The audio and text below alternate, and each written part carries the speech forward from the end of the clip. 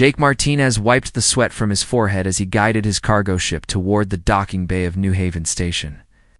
The old freighter groaned and shuddered with each course correction, but she still flew after 15 years of hauling freight. Across the outer rim, Jake patted the control panel gently. The ship was all he had left in the galaxy, and he treated her like family. New Haven Station floated in the darkness between star systems, a place where traders, miners, and drifters came to buy supplies and sell their goods. Jake had been making this run for 3 years now, carrying food, medicine, and equipment to the frontier settlements. The pay was not great, but it was honest work, and Jake preferred honest work. The docking clamps engaged with a loud clang that echoed through the ship. Jake stretched his tired muscles and looked at his cargo manifest. 50 tons of protein bars, water purification tablets, and basic medical supplies headed for the mining colony on Kepler 7. Nothing exciting, but the miners paid well for. Reliable delivery. Jake walked through the narrow corridor toward the cargo hold to check his shipment before unloading. The artificial gravity felt heavier than usual, probably another sign that the ship needed repairs he could not afford. He made a mental note to ask the station mechanics about a payment plan. The cargo hold door slid open with a soft hiss. Stepped inside and immediately knew something was wrong. 3 of the large supply crates had been moved from their secured positions. The magnetic locks were still engaged, but the crates sat at odd angles. Jake frowned and walked closer to examine them. A small sound came from behind the crates. Jake froze. It sounded like breathing, but not human breathing. The rhythm was different, faster and more shallow. Jake reached for the emergency flashlight on his belt and slowly moved around the displaced crates. 2 small figures huddled together in the narrow space behind the supplies. Jake's breath caught in his throat. They were children, but not human. Children. Their skin had a soft blue tint, and their eyes were much larger than human eyes, taking up almost a third of their faces. The eyes glowed with a faint inner light, like stars reflected in deep water. The smaller child lay motionless in the arms of the larger one. Both were painfully thin, their clothes torn and dirty. The older child looked up at Jake with those enormous eyes, and Jake saw fear mixed with desperate hope. She said something in a language Jake did not recognize, her voice barely a whisper. Jake lowered his flashlight and crouched down to their level. The children did not try to run. A smaller one was unconscious, her breathing shallow and weak. Jake could see her ribs through her torn shirt. The older child kept talking in her alien language, pointing to her sister and then to her own mouth. Even without understanding the words, Jake knew what she was trying to say. They were starving. Older child tried to stand, but collapsed back against the crate. Her legs shook with weakness. Jake could see that both children were close to death from hunger and thirst. He had seen enough malnutrition during his years working the frontier to recognize the signs. Jake looked around the cargo hold. The protein bars he was carrying belonged to the mining company that hired him. Taking even one would be theft, and he could lose his shipping license.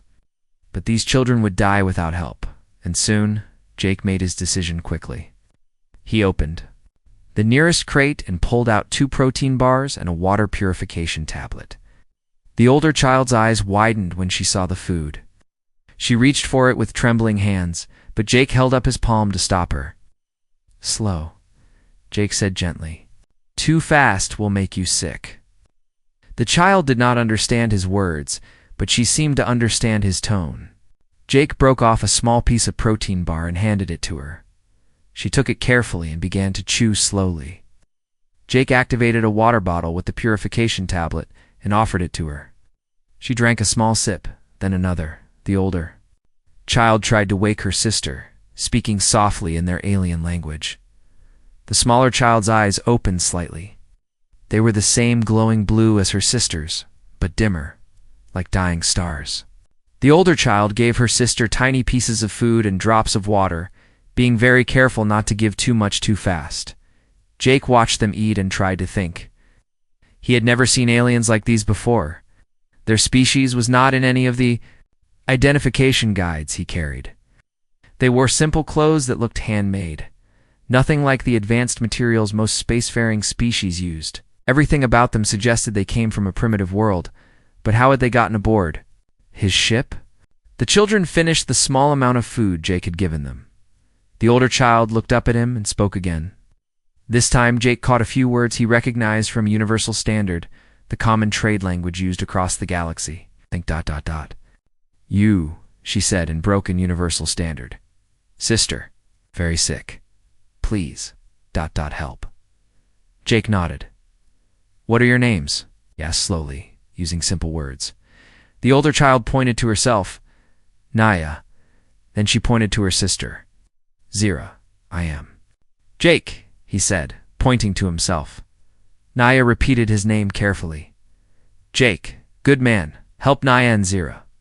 Jake looked at the two alien children and felt his heart break a little. They were so young and helpless.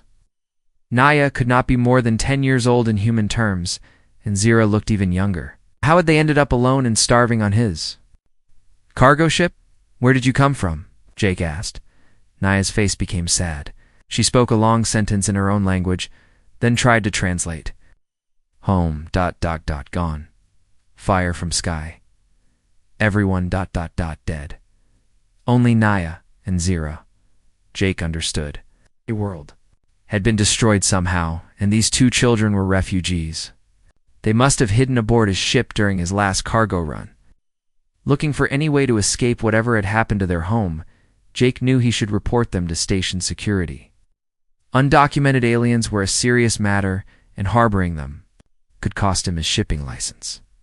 But looking at these two starving children, Jake could not bring himself to turn them over to the authorities.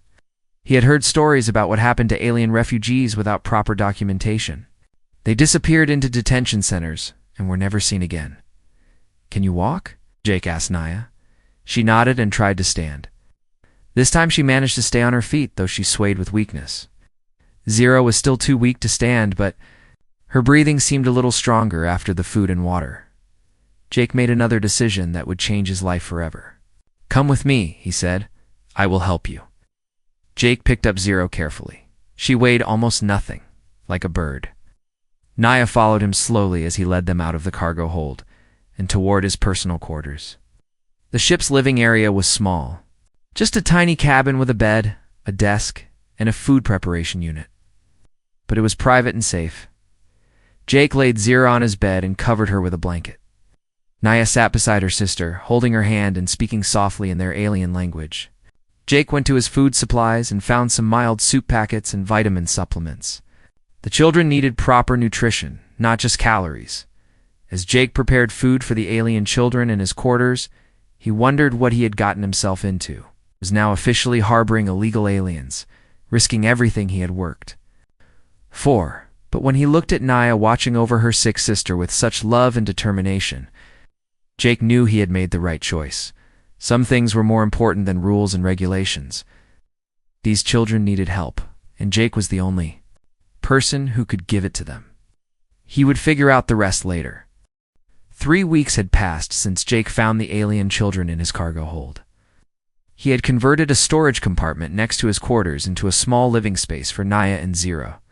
The room was cramped but comfortable, with 2 narrow beds, a small table, and enough space for the girls to move around safely. Zira had recovered from her near-death state. She was still thin, but her blue skin had regained its healthy glow, and her large eyes sparkled with curiosity about everything around her. She followed Jake everywhere, watching how he operated the ship's controls and asking questions in her broken Universal Standard. Naya had become more talkative as she learned more human words. She was quick to pick up new language, and Jake found himself looking forward to their conversations during the long hours of space travel.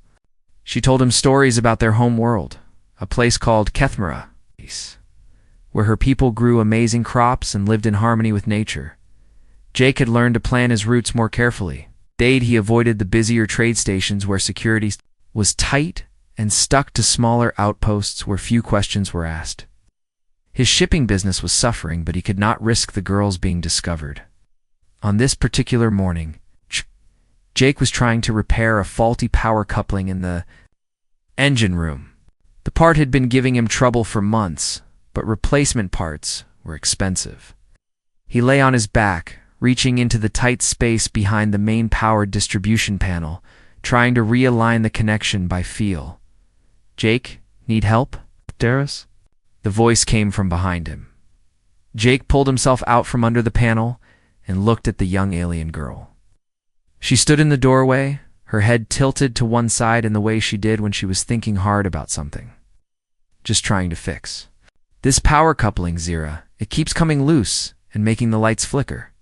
Zira walked closer and placed her small hand on the metal panel.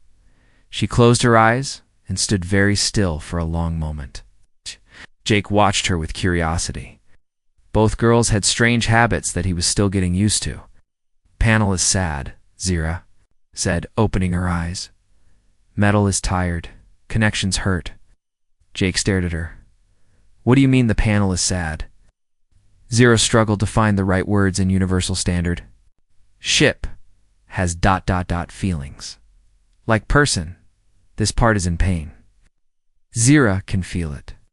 Jake had heard of species that could sense emotions in living things, but never in machinery. "Can you tell me what's wrong with it?" Zira nodded and placed both hands on the panel. She moved her hands slowly across the surface, her expression serious and focused. "Here," she said, pointing to a specific spot. "Connection is loose. Here wire is getting too hot. Makes other parts scared." Jake looked where she was pointing. Those were exactly the areas he had been trying to fix. On a hunch, he opened the panel and looked inside. There was indeed a loose connection where Zira had pointed, and the wire she mentioned was showing signs of heat damage. "How did you know that?" Jake asked. "Zira just knows. Ship talks to Zero, says what hurts." Jake made the repair Zero had suggested. When he powered up the system again, the lights stopped flickering for the first time in months. The engine hummed more quietly, and several warning indicators that had been flashing went dark. "That's incredible, Zira. You fix problems I didn't even know I had." Zira smiled, showing her small white teeth. "Ship is happy now. Zira can teach Jake to listen to Ship." While Jake was learning about Zira's strange abilities, Naya was showing talents of her own in the kitchen area. Jake had always been a terrible cook, living mostly on protein bars and reconstituted meals. But somehow, Naya could take the same basic ingredients and create meals that actually tasted good. "How do you make the protein bars taste like real food?" Jake asked her one evening as they shared dinner. Naya looked up from her plate. "Naya knows what body needs. Kethfer, people understand food. Understand what makes body strong and happy." She showed Jake how she added small amounts of vitamin supplements and mineral tablets to the basic rations, creating combinations that not only tasted better, but made Jake feel more energetic. She also taught him which of his stored foods worked well together and which ones should never be mixed. "On Kethmera, we grow many different plants," Naya explained. "Each plant has different gifts. Some make you strong, some make you heal fast, some make you think clear." Naya's family were food growers. We knew all the secrets. Jake found himself eating better than he had in years. His chronic fatigue disappeared, and he needed less sleep. Other traders at the small stations he visited began commenting on how healthy he looked. As the weeks passed, Jake grew more attached to the girls. They filled a hole in his life that he had not realized was there. He had been alone for so long that he had forgotten what it felt like to have family. The girls called him Uncle Jake now, and they treated his ship like their home. But Jake was also worried. His shipping business was losing money because he had to take longer routes and avoid the more profitable runs. His fuel costs were higher, and he was using more food and water with 3 people on board instead of 1. More troubling were the questions he was starting to hear at the trading posts. Other ship captains mentioned seeing unusual improvements in his cargo deliveries. Goods that should have spoiled during long trips were arriving fresh. Mechanical problems that should have delayed his shipments were being fixed faster than expected. Atina's. "Your ship is running better than it has in years," said Captain Rodriguez at the Frontier Junction trading post. "You get some new tech installed?" Jake had to be careful with his answers. "Just taking better care of the old girl. Regular maintenance makes a big difference." But Jake knew the real reason for his improved performance. Zira had been quietly fixing small problems throughout the ship, and Naya had been improving the preservation of his cargo with her knowledge of food storage. The girls were helping him without even being asked.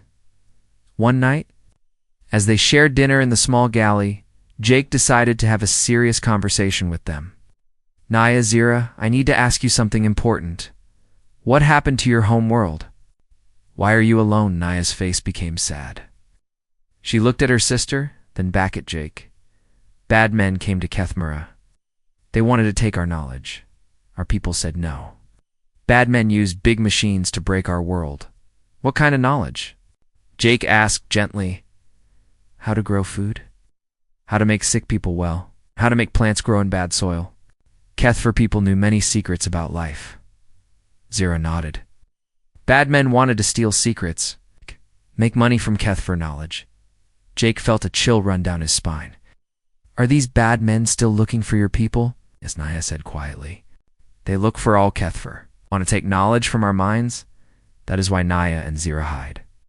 That is why we cannot go to authorities.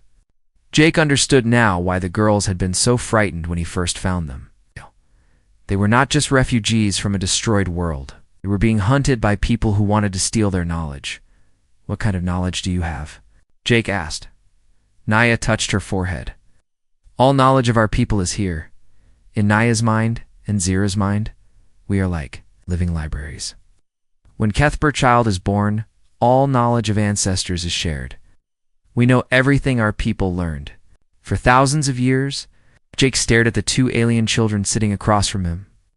They were not just orphaned refugees. They were living repositories of an entire civilization's knowledge. Somewhere in the galaxy, dangerous people were hunting them. We trust Uncle Jake, Zira said, reaching across the table to take his hand. Jake is a good man. Jake will protect Naya and Zira. Jake squeezed her small hand gently. Yes, I will protect you. Both of you. I promise. But even as Jake made that promise, he wondered how long he could keep it. His ship was old and slow. He had no weapons and no allies. If these bad men found them, what could one cargo hauler do against them? The answer came to him as he looked at the trust in the girl's glowing eyes. He would do whatever it took. These children had lost everything, but they had chosen to trust him. He would not let them down. Jake docked his ship at Crossroads Station with more nervousness than usual. The massive trading hub was always busy, filled with merchants, traders, and travelers from dozens of different worlds. It was exactly the kind of place he had been avoiding since finding Naya and Zira. But his fuel reserves were running dangerously low, and he needed supplies. Crossroads Station was built inside a hollowed-out asteroid, with docking bays carved into the rock walls and a central marketplace that stretched for kilometers through the stone corridors. Ships of every size and design filled the docking areas, from small personal craft to massive cargo haulers that dwarfed. Jake's modest freighter Jake had instructed the girls to stay hidden in their small room while he conducted business on the station. He left them with enough food and water for several hours and promised to return quickly. Both girls understood the danger of being seen in such a public place. After securing his ship, Jake made his way through the crowded marketplace toward the fuel depot. The air was thick with the sounds and smells of 100 different species conducting business. Alien languages mixed together in a constant hum of conversation, while vendors called out advertisements for their goods in universal standard. Jake was checking prices at the fuel depot when someone tapped him on the shoulder. He turned around to see a woman about his own age, with short brown hair and intelligent green eyes. She wore the practical clothes of a ship captain, and her confident posture suggested she was comfortable in command. You are Jake Martinez, right? The woman asked. Captain of the old Corella-class freighter in Bay 94? Jake tensed. Wants to know. The woman smiled and extended her hand. Lisa Stone, captain of the merchant vessel Wanderer. I have been hoping to meet you. Jake shook her hand cautiously. What can I do for you, Captain Stone? Please, call me Lisa. I have been hearing interesting stories about you in the trading networks. Other captains say, your shipping runs have become remarkably efficient lately. Cargo arriving in better condition than expected, delivery times faster than scheduled. That is impressive for someone flying such an old ship. Jake's heart began to beat faster. This was exactly what he had been afraid of. Just taking better care of my equipment. Regular maintenance makes a big difference. Lisa nodded, but her expression suggested she was not entirely convinced. I am sure it does. But I have been in this business for 12 years, Jake. I know what those old Corelli ships can and cannot do. Your recent performance suggests modifications that should not be possible with standard equipment. Jake started to make an excuse, but Lisa held up her hand. Relax, Jake. I am not here to cause trouble for you. Actually, I was hoping we could help each other. Can we talk somewhere private? Jake looked around the crowded marketplace. Lisa seemed friendly enough, but he could not afford to trust the wrong person. Still, something in her manner suggested she was being honest with him. There is a quiet cafe on level 7, Jake said finally. We can talk there. The cafe was a small establishment that served simple food to travelers who wanted to eat away from the noise of the main marketplace. Jake and Lisa found a corner table where they could speak without being overheard. Jake, I'm going to be direct with you, Lisa said after they had ordered drinks. I think you are hiding something, and I think it has to do with the Kethfer. Aches! Blood turned cold. I do not know what you are talking about. Lisa leaned forward. 6 months ago, a mining corporation called Hegemony Industrial destroyed the Kethfer homeworld. They claimed it was an accident, but people in the know understand it was deliberate. The Kethfer had something Hegemony wanted, and when they refused to give it up, Hegemony decided to take it by force. Jake tried to keep his expression neutral, but Lisa was watching him carefully. The thing is, Jake, a few Kethfer managed to escape before their world was destroyed. Hegemony has been quietly hunting the survivors ever since. They want something the Kethfer carry in their genetic memory. Knowledge about biological systems that could be worth billions of credits. Jake's mouth was dry. What does this have to do with me? Your shipping routes have taken you through the Outer Rim systems, where the Kethfer refugees would likely try to hide? And the improvements in your ship's performance match exactly what you would expect if you had Kethfer helping you. They have an intuitive understanding of biological and mechanical systems that most species cannot match. Lisa paused and studied Jake's face. I think you found some Kethfer refugees, Jake, and I think you have been protecting them. Jake stood up quickly. I think this conversation is over. Wait, Lisa said urgently. Jake, I am not working for Hegemony. I am trying to help the Kethfer survivors. Jake stopped. What do you mean? Sit down, please. Let me explain. Jake sat back down, but he remained tense and ready to leave at any moment. I've been researching the Kethfer since I heard about the destruction of their homeworld, Lisa continued. What Hegemony did was genocide, plain and simple. They murdered an entire peaceful species just to steal their knowledge.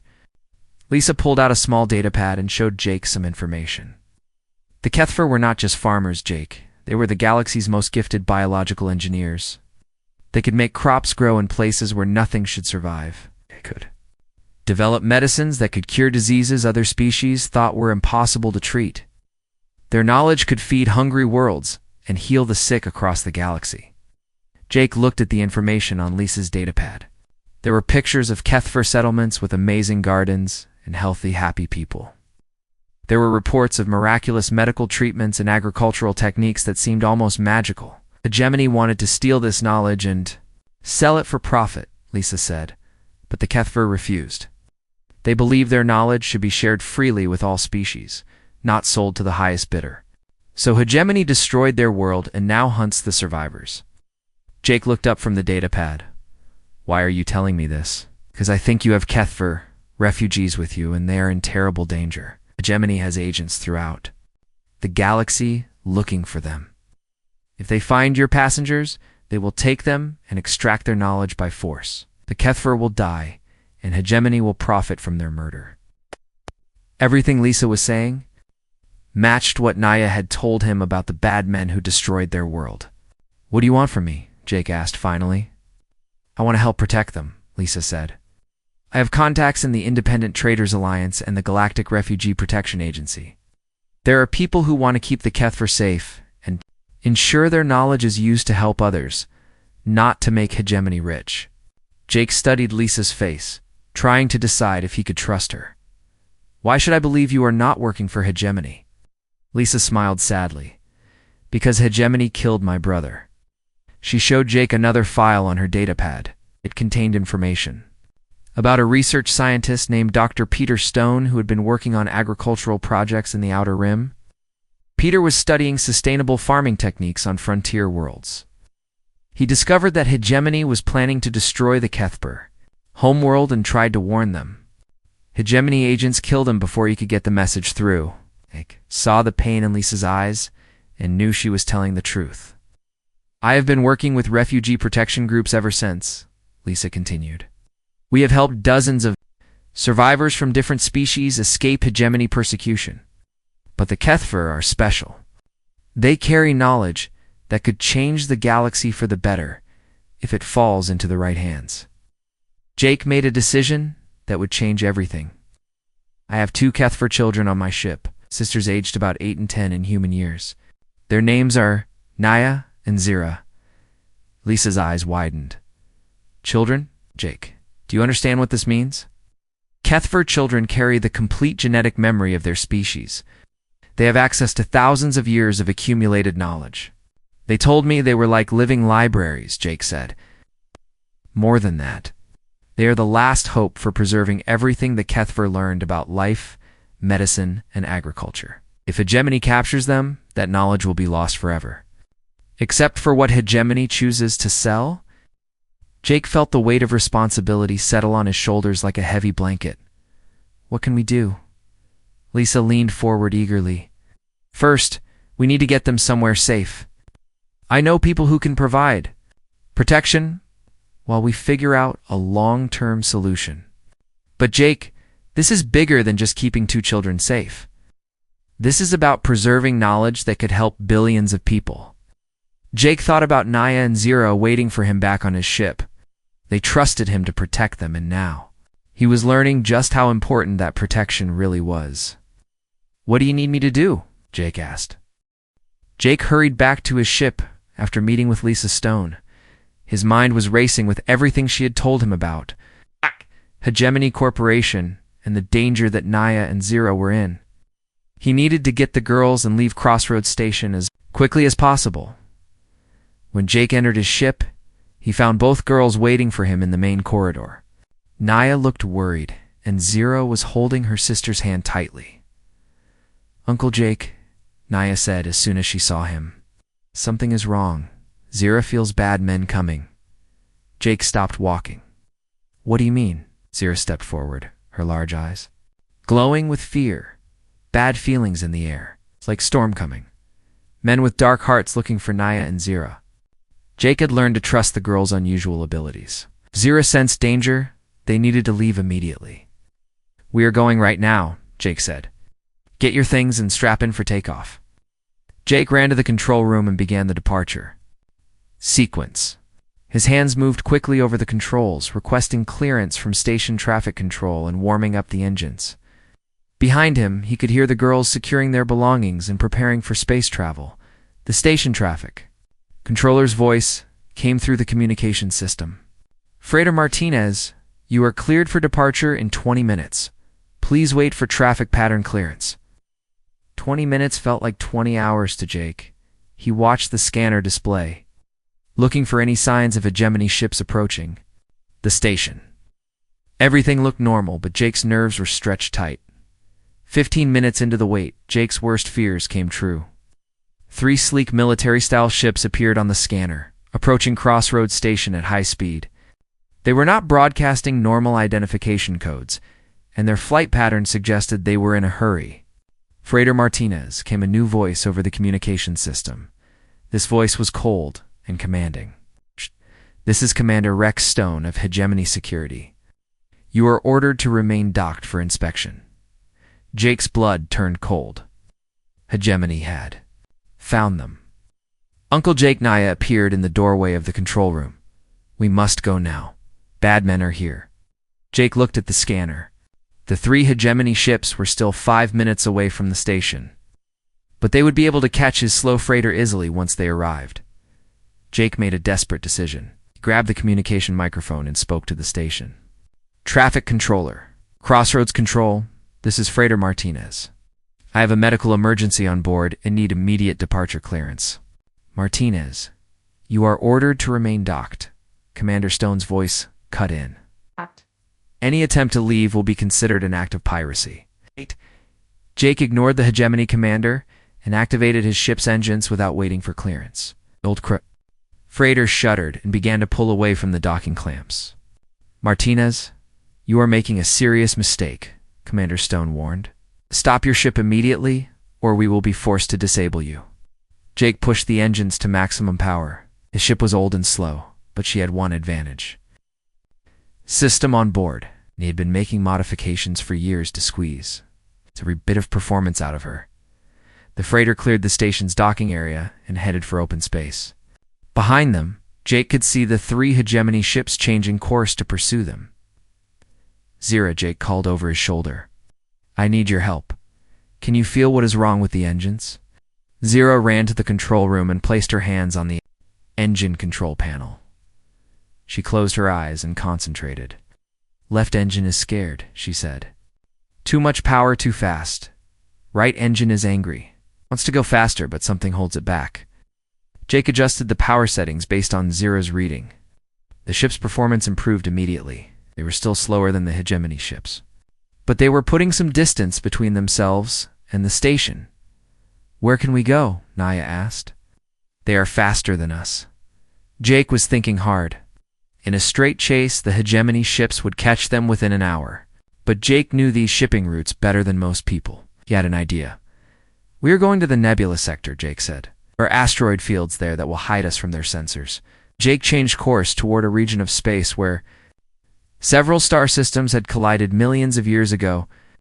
The area was filled with dense gas clouds, floating rocks, and dangerous energy fields that made navigation difficult. Most ships avoided the nebula sector because it was too dangerous. But Jake had hauled cargo through the nebula sector many times. He knew the safe routes through the asteroid fields and gas clouds. The 3 hegemony ships followed them into the nebula. Jake could see them on his scanner, staying close behind, but being more careful now that they were in dangerous space. Jake, Lisa Stone's voice came through a private communication channel. I am in the nebula too. I can help you. Jake looked at his scanner and saw Lisa's ship, the Wanderer, approaching from a different direction. She was flying a newer, faster ship than Jake's old freighter. Lisa, get out of here, Jake said. These people are dangerous. I am not leaving you to face them alone, Lisa replied. I have a plan. Can you make it to the Broken Ring asteroid field? Jake knew the place Lisa was talking about. It was a cluster of large asteroids arranged in a rough circle with narrow passages between the rocks. It was a difficult place to navigate, but it would provide good cover. I can get there, Jake said, but my ship is not fast enough. They will catch us before we reach the asteroids. Let me worry about that, Lisa said. Lisa's ship suddenly changed course and flew directly toward the pursuing hegemony vessels. Jake watched in amazement as she began firing warning shots near the enemy ships, forcing them to slow down and change their approach. This is Captain Lisa Stone of the Independent Traders Alliance. Lisa broadcast on an open channel. You are? In violation of interstellar law by pursuing refugees in neutral space. Stand down, Captain Stone, Commander Rex Stone replied. This is a hegemony security operation. You are interfering with the pursuit of dangerous fugitives. The only dangerous fugitives I see are the ones wearing hegemony uniforms, Lisa shot back. While Lisa kept the hegemony ships busy, Jake pushed his engines harder than ever before. Zira continued to monitor the ship's systems, telling Jake when to adjust power levels to keep the engines from overheating. They were almost to the Broken Ring when disaster struck. A lucky shot from one of the hegemony ships hit Jake's freighter in the rear section. Alarms began ringing throughout the ship, and Jake could feel the artificial gravity failing. Hull breach in cargo section, Jake called out. Everyone hold on. The ship began spinning out of control. Jake fought with the steering controls, trying to stabilize their flight path. Sparks flew from several control panels, and the lights flickered on and off. Uncle Jake, Zira said, her voice strangely calm. Ship is very hurt. But ship still wants to protect us. Zira can help. Zira placed both hands flat against the main control console. Her eyes closed, and she began to glow. With a soft blue light, Jake had never seen her do anything like this before. The ship's spinning gradually slowed. Systems that had been failing began to work again. The engines, which should have shut down from the damage, continued to run. How is she doing that? Jake whispered to Naya. Zira has special gift, Naya explained. She can talk to machines, make them want to work even when they are broken, but it is very hard for her, uses much energy. Jake could see that Zira was straining with effort. Sweat appeared on her blue forehead. Her breathing became rapid and shallow. They made it to the Broken Ring asteroid field just as Zira collapsed from exhaustion. Jake caught her as she fell, and Naya helped him carry her to one of the beds. Is she okay? Jake asked worriedly. Naya checked her sister's pulse and breathing. She will be fine, just very tired. Zira gave much of her energy to help ship. Jake looked at the control panels. Many of the systems were still damaged, but the ship was flying, and their life support was working. Somehow, Zira had kept the critical systems running through sheer force of will. Outside, Jake could see the massive asteroids of the Broken Ring surrounding them.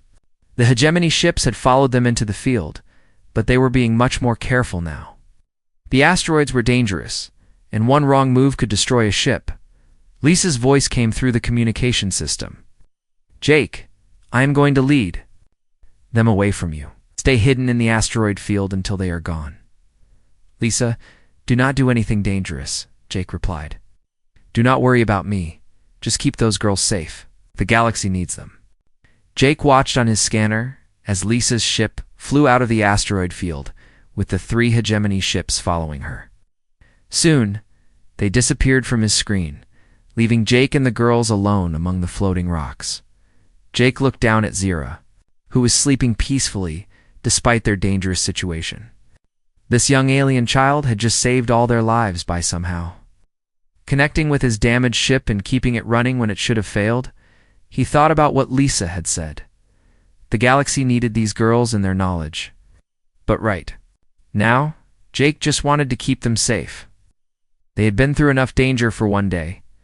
Jake settled in to wait among the asteroids, hoping that Lisa would be able to escape from the hegemony ships and that they would have a chance to find real safety somewhere in the vast galaxy. Jake spent 2 days hiding among the asteroids of the Broken Ring before he received a message from Lisa Stone. Her ship appeared on his scanner, approaching slowly through the dangerous asteroid field. Jake, are you there? Lisa's voice came. Through the communication system, it is safe to come out now. Jake was relieved to hear that Lisa had survived her encounter with the hegemony ships. Lisa, what happened? The hegemony forces gone? I led them on a chase through 3 star systems before losing them in the Vortex Nebula, I think. We escaped toward the outer colonies. Should have some time before they figure out where we really are. Jake looked over at Naya and Zira, who were listening to the conversation. Zira had recovered from her exhaustion, but she still looked tired from the effort of keeping the ship running during their escape. What do we do now? Jake asked. I have arranged a meeting with the Independent Traders Alliance and the Galactic Refugee Protection Agency. There are people who want to help the girls, Jake. But we need to get to Haven's Rest, a neutral world where we can meet safely. Jake had heard of Haven's Rest. It was a small planet that served as a refuge for people fleeing war and persecution. The world was protected by treaty, and no military forces were allowed to operate there. How do we know this is not a trap? Jake asked. Because I am putting my own life on the line, Lisa replied. If this goes wrong, I will be in just as much danger as you and the girls. Jake looked at Naya, who had been following the conversation in Universal Standard. What do you think? Jake asked her. Should we trust Lisa's friends? Dada was quiet. For a moment, thinking carefully, Naya believes Lisa is a good person. She helped us escape from bad men. And Uncle Jake, we cannot hide forever. Someday hegemony will find us if we do nothing. Zira nodded agreement. Ship is hurt. Need real repairs. Zira is tired of being scared all the time. Jake made his decision. Okay, Lisa. We will come. With you to Haven's Rest. But if this turns out to be a trap, I will never forgive you. I understand, Jake. Follow me. I know a safe route. The journey to Haven's Rest took 3 days. Jake's ship limped along behind Lisa's faster vessel, with Zira constantly monitoring the damaged systems and making small repairs where she could. Jake was amazed at how the young alien girl could sense problems in the machinery and guide him through fixes that should have been impossible. Haven's Rest was a green world with blue oceans and white clouds. It looked peaceful and welcoming after their dangerous escape through the asteroid fields. Jake docked his ship at the small spaceport and prepared to meet with Lisa's contacts. The meeting took place in a conference room at the Spaceport Administration building. Jake was nervous as he entered the room with Naya and Zira, but the people waiting for them seemed friendly and professional. There were 5 representatives from different organizations. Captain Helen Ross, from the Independent Traders Alliance, was a stern-looking woman with gray hair and intelligent eyes. Dr. Marcus Webb, from the Galactic Refugee Protection Agency, was a kind-faced man who smiled warmly at the girls. 3 other people represented smaller groups that worked to protect displaced species. Mr. Martinez, Captain Ross said as they sat down, "We have heard remarkable things about you and your passengers. Captain Stone tells us that you have been protecting these Kethver children at great personal risk." Jake shrugged. "I could not leave them to starve. Anyone would have done the same thing." Dr. Webb leaned forward. "Actually, Mr. Martinez, very few people would have made the choices you made. Most traders would have turned the girls over to the authorities to avoid trouble. You chose to protect them, even when it cost you your business and put you in danger. They are just children," Jake said. "They needed help." "May we speak with the girls?" Dr. Webb asked gently. Jake looked at Naya and Zira. Both girls nodded, that they were ready. Dr. Webb smiled at them. "Hello, Naya and Zira. My name is Marcus. I work to help children who've lost their homes. Can you tell us about your people and what happened to your world?" For the next hour, Naya told the assembled representatives about the Kethver and their peaceful way of life. She explained how her people had developed amazing techniques for growing food and healing sickness, and how they believed this knowledge should be shared freely with all species. Then she told them about the day the hegemony ships came to their world, demanding that the Kethver surrender their biological secrets. When the Kethver elders refused, hegemony destroyed their cities and poisoned their farmlands. "Only few Kethver escaped," Naya said sadly. "Most of our people died trying to protect the knowledge libraries. Now only Naya and Zira carry the full memory of our people." Zira spoke up in her small voice. "Bad men want to steal Kethver knowledge, use it to make money. But knowledge should help everyone, not just rich people." Captain Ross asked, "Can you show us some of this knowledge? We have heard that you have remarkable abilities." Naya and Dad. Zira looked at each other, then at Jake. He nodded encouragingly. What followed amazed everyone in the room. Naya took some simple food ingredients from the conference room's kitchen area and combined them in ways that created a nutritious and delicious meal. She explained how different plants could be used to treat various illnesses and how crops could be grown in hostile environments. Zira demonstrated her ability to communicate with the building's computer systems. She placed her hands on a maintenance panel and immediately identified several small problems that the building's engineers had not noticed. She guided Dr. Webb through simple repairs that improved the air filtration and power efficiency. "This is incredible," Dr. Webb said. "The knowledge these children carry could revolutionize medicine and agriculture throughout the galaxy." Captain Ross nodded, "But they are in terrible danger. Hegemony Corporation will never stop hunting them. They need permanent protection." "What can you do to help them?" Jake asked. Dr. Webb smiled. "We want to offer them sanctuary here on Haven's Rest. We can establish a research institute where Naya and Zero can work with scientists from many different species. They can share their knowledge freely while being protected by interstellar law." "And what about Jake?" Lisa asked. "He deserves recognition for what he has done." Captain Ross turned to Jake. "Mr. Martinez, the Independent Traders Alliance would like to offer you a position as a special courier. You would help transport refugees and supplies to safe worlds, with full legal protection and better pay than you were making as an independent." Hauler Jake was overwhelmed. I do not need rewards. I just wanted to help Naya and Zira. That is exactly why you deserve this position, Captain Ross said. We need people who care more about doing the right thing than making money. On Jake's sleeve, Uncle Jake should stay with Naya and Zira. We are family now. Dr. Webb nodded. The Research Institute will need an administrator to handle logistics and transportation. If you are interested, Mr. Martinez, the position is yours. Jake looked at the two alien girls who had changed his life so completely. 6 weeks ago, he had been a lonely cargo hauler with no family and no real purpose. Now, he had 2 children who loved him and a chance to make a real difference in the galaxy. Except, Jake said, as long as Naya and Zira agree. Both girls hugged him tightly. Uncle Jake is best human in galaxy, Zira said. 6 months later, the Kethfer Memorial Institute was officially opened on Haven's Rest. Scientists from dozens of species came to work with Naya and Zira, learning the agricultural and medical techniques that had been preserved in their genetic memory. Jake served as the Institute's director of operations, coordinating research projects and helping other refugee children who arrived at Haven's Rest. His old cargo ship was repaired and upgraded, and he used it to transport supplies and personnel for the Institute's growing network of projects. News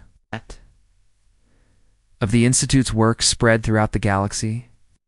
Worlds that had struggled with food shortages learned new farming techniques. Hospitals received treatments for diseases that had been considered incurable.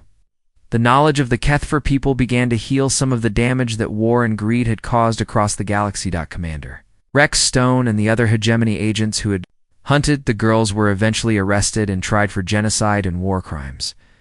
The evidence provided by Lisa Stone and other witnesses led to the dissolution of Hegemony Corporation and justice for the Kethfer people. On a warm evening, Jake sat in the Institute's garden, watching Naya and Zira play with children from a dozen different species. The girls had grown taller and stronger, but they still called him Uncle Jake and still insisted on helping him repair his ship whenever it needed maintenance. Lisa Stone joined him on the garden bench. She had become the Institute's liaison with the refugee protection agencies, coordinating efforts to help displaced people throughout the galaxy. Do you ever regret finding them in your cargo hold? Lisa asked. Jake smiled as he watched Zira teaching a young human boy how to sense the health of plants by touching their leaves. Best mistake I ever made, he said. Hey, I thought I was saving them, but they saved me. The galaxy is a better place because of what you did, Jake. Jake shook his head. The galaxy is a better place because of what they did. I just gave them a chance to do it. As the sun set over Haven's Rest, Jake reflected on the journey that had brought them all to this peaceful place.